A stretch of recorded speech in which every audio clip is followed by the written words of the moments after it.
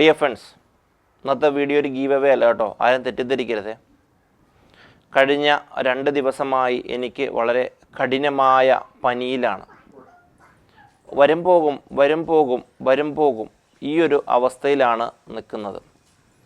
ഞാനിവിടെ നിന്ന് ഡോക്ടറെ അടുത്ത് ചെല്ലുമ്പോൾ പനി കാണില്ല, അവിടെ നിന്ന് ഇങ്ങോട്ട് വരുമ്പോൾ പനി കഠിനമാകുന്ന ഒരവസ്ഥയിലാണ് എൻ്റെ ഇപ്പോഴത്തെ അവസ്ഥ. നോർമൽ കേസിൽ നമ്മളെല്ലാ ആളുകളും, ഞാനൊരു കാര്യം ആദ്യം തന്നെ പറയുകയാണ്, ടെക് വ്ളോഗർക്ക് എന്താണ് ഇങ്ങനത്തെ കാര്യം പറയാനെന്ന് പല ആളുകളും ചിലപ്പോൾ ഇപ്പോൾ കമൻറ്റ് ചെയ്യാനുള്ള സാധ്യത വളരെ കൂടുതലാണ്. അങ്ങനെയൊന്നും വിചാരിക്കരുത് കേട്ടോ. ഞാനിത് എന്നിലേക്ക് വന്നൊരു അഡ്വൈസ്, എനിക്ക് കിട്ടിയൊരു അഡ്വൈസ് നിങ്ങൾക്ക് പറഞ്ഞു തരിക മാത്രമാണ് ഞാൻ ചെയ്യുന്നത്. ഡിസ്ലൈക്കും ചെയ്യല്ലേ ദൈവത്തോർത്ത്, ഇത് ഉപദേശം മാത്രമായിട്ട് കണ്ടാൽ മതി.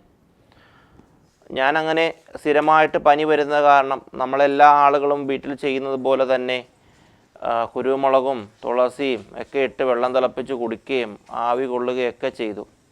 അപ്പോഴും പനി വരും പോകും. ഈ അവസ്ഥയിൽ തന്നെയാണ് ഇരിക്കുന്നത്. എനിക്ക് ഇംഗ്ലീഷ് മരുന്ന് പേടിയാണ്. സൂചി എനിക്ക് പണ്ടേ പേടിയായതുകൊണ്ട് ഞാൻ ഹോമിയോ ഡോക്ടറുടെ അടുത്ത് പോയിട്ടാണ് മരുന്ന് മേടിച്ചത്.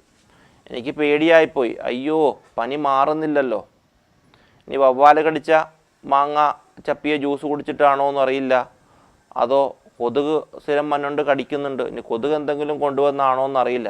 എനിക്കാകെ പേടിയാകാൻ തുടങ്ങി. ഞാൻ ഡോക്ടറെ കണ്ടു. ഡോക്ടർ എനിക്ക് വിശദമായ മരുന്ന് തന്നു, രക്തം പരിശോധിച്ചു, ഒരു കുറവും കാണുന്നില്ല. എനിക്ക് ആദ്യമായിട്ടൊരു കാര്യം പറയാനുള്ളത്, നമ്മൾക്ക് ആർക്കെങ്കിലും പനിയോ തലവേദനയോ ഛർദിലോ ഒക്കെ വരുന്ന സമയമാണ് ഇപ്പോൾ, മഴക്കാലമാണിപ്പോൾ.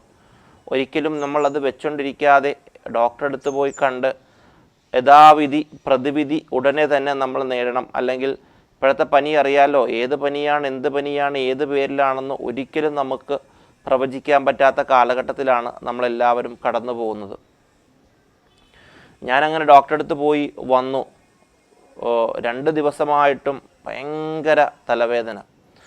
ഡോക്ടർ എന്നോട് പറഞ്ഞു, ഇതിന് കാരണക്കാരൻ താൻ തന്നെയാണെന്ന് പറഞ്ഞു. ഞാൻ ചോദിച്ചു, ഡോക്ടറെ അതെന്താ, ഞാൻ എന്താ ചെയ്തിട്ടാണ് ഇത് പോകാത്തത്? ഡോക്ടർ പറഞ്ഞു, ഇപ്പോൾ എല്ലാ ആളുകളും സ്വയം ചികിത്സ ചെയ്യുന്ന ആളുകളാണ്. എന്തെങ്കിലും പനി വന്നു കഴിഞ്ഞാൽ അപ്പോൾ തന്നെ ഏതെങ്കിലും കടകളിൽ പോയി ഏതെങ്കിലും ഗുളികകൾ വാങ്ങിച്ചു കഴിച്ചു, 2 ദിവസം ആശ്വാസം കാണും, അപ്പോൾ അവരവരുടേതായ പണികൾക്ക് പോകും. അതുകൊണ്ട് പനി മനസ്സിലാക്കാതെ, എന്തസുഖമാണെന്ന് മനസ്സിലാക്കാതെയാണ് ഇപ്പോഴത്തെ പനി കടന്നു പോകുന്നത്. അപ്പോൾ എനിക്കിതിൻ്റെ ഒരു അഡ്വൈസായിട്ട് പറയാനുള്ളത്, ഒരിക്കലും പനി വരികയാണെന്നുണ്ടെങ്കിൽ സ്വയം ചികിത്സിക്കാതെ ഒരു ഡോക്ടറുടെ അടുത്ത് പോയി അവർ പറയുന്നത് പോലെ ഉള്ള കാര്യങ്ങൾ മനസ്സിലാക്കിയിട്ട് വേണം ചികിത്സ ചെയ്യാൻ. നമ്മളൊരിക്കലും സ്വയം ചികിത്സിക്കാതിരിക്കുക. ഇപ്പോൾ അറിയാലോ, മഴക്കാലമാണ് വരുന്നത്, മഴ പെയ്യുന്നു. ഞാൻ ഡോക്ടറോട് ചോദിച്ചു, ഡോക്ടറെ ഇത് നമ്മുടെ അന്തരീക്ഷത്തിൽ നിന്ന് പകരുന്നതാണോ, ഞാൻ ആരെങ്കിലും കൊണ്ടുവരുന്നതാണോ, എന്താ അതാ?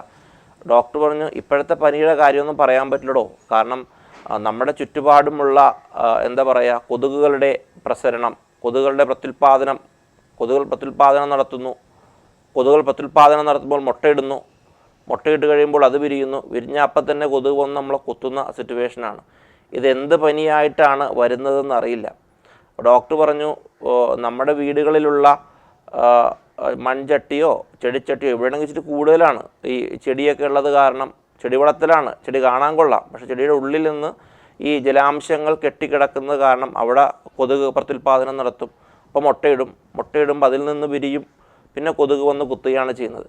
നമ്മളെപ്പോഴും ഒരു കാര്യം ശ്രദ്ധിക്കുകയാണെങ്കിൽ വളരെ നന്നായി. ഡോക്ടർ എനിക്ക് തന്ന ഒരു ഉപദേശം നിങ്ങളിലേക്ക് പകരുന്നു എന്ന് മാത്രം കേട്ടോ. അതായത് നമ്മളുടെ ചുറ്റുപാടുമുള്ള ഏതെങ്കിലും വെള്ളക്കെട്ടലുകളോ അല്ലെങ്കിൽ ചെടിച്ചട്ടിയോ അല്ലെങ്കിൽ മൺചട്ടിയോ ഒക്കെ ഉണ്ട് എന്നുണ്ടെങ്കിൽ അതിൽ വെള്ളം കെട്ടി നിൽക്കും. ഇതിനുള്ള അവസരങ്ങൾ കൊടുക്കാതിരിക്കുക എന്നാണ് ഡോക്ടർ നമുക്ക് നൽകുന്ന ഉപദേശം.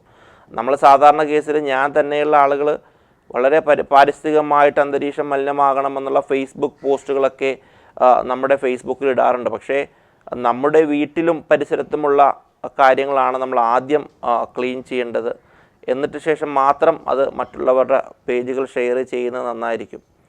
എന്ത് തന്നെയാണെങ്കിലും പനി വന്നു കഴിഞ്ഞാൽ സ്വയം ചികിത്സിക്കാതെ ഡോക്ടറെ അടുത്ത് പോയി ഡോക്ടർ പറയുന്ന നിർദ്ദേശങ്ങൾ കേട്ട്, അത് നിങ്ങളുടെ ഇഷ്ടം പോലെ ഹോമിയോയോ അലോപ്പതിയോ എന്താണെന്ന് വെച്ചാൽ ആ ട്രീറ്റ്മെൻറ്റുകൾ എടുത്ത് അതാത് ചികിത്സാ രീതികൾ തന്നെ നോക്കുക. അതല്ലാതെ മാടക്കടയിൽ നിന്ന് കിട്ടുന്ന ഗുളിക മേടിച്ചൊരിക്കലും പനിയെ പ്രതിരോധിക്കരുത്. ഒരു രക്ഷയില്ല. വന്നു കഴിഞ്ഞാലേ തല അനക്കാൻ പറ്റില്ല, ഒന്നും ചെയ്യാൻ പറ്റില്ല.